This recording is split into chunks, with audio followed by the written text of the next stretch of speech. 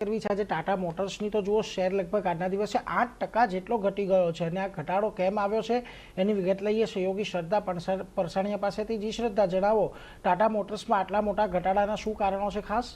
જી good afternoon. તો ટાટા મોટર્સના ઘટાડાની વાત કરીએ તો JLRની જે ઇન્વેસ્ટર કોલ કોમેન્ટ્રી છે તે બજારને પસંદ નથી પડી રહી। મધ્યમ ગાળા માટે ડબલ ડિજિટનું તેઓએ ગ્રોથનું લક્ષ્ય આપ્યું છે। રેન્જ રોવર, ડિફેન્ડર, ડિસ્કવરી બ્રાન્ડમાં MHEV અને HEV મોડેલ અહીંયાથી આપણને આવતા જોવા મળશે।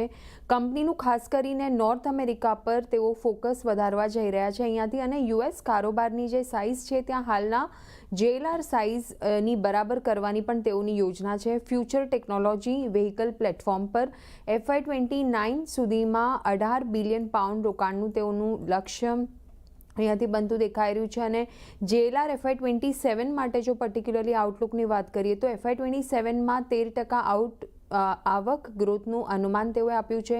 FY27માં એબિટ માર્જિન 4% રહેવાનું પણ અનુમાન છે અને FY26માં એબિટ માર્જિન જે રીતે આપણે જોયું હતું કે 0 રહ્યા હતા, FY27માં operating cash flow break even થવાનું અનુમાન અહીંયાથી બનતું દેખાઈ રહ્યું છે। તેઓએ ઇન્વેસ્ટર કોલમાં આ બધી જે વાતો કરી છે એ કદાચ બજારને પસંદ નથી આવી, એટલા માટે એક મોટો ઘટાડો આપણને ટાટા મોટર્સમાં જોવા મળી રહ્યો છે।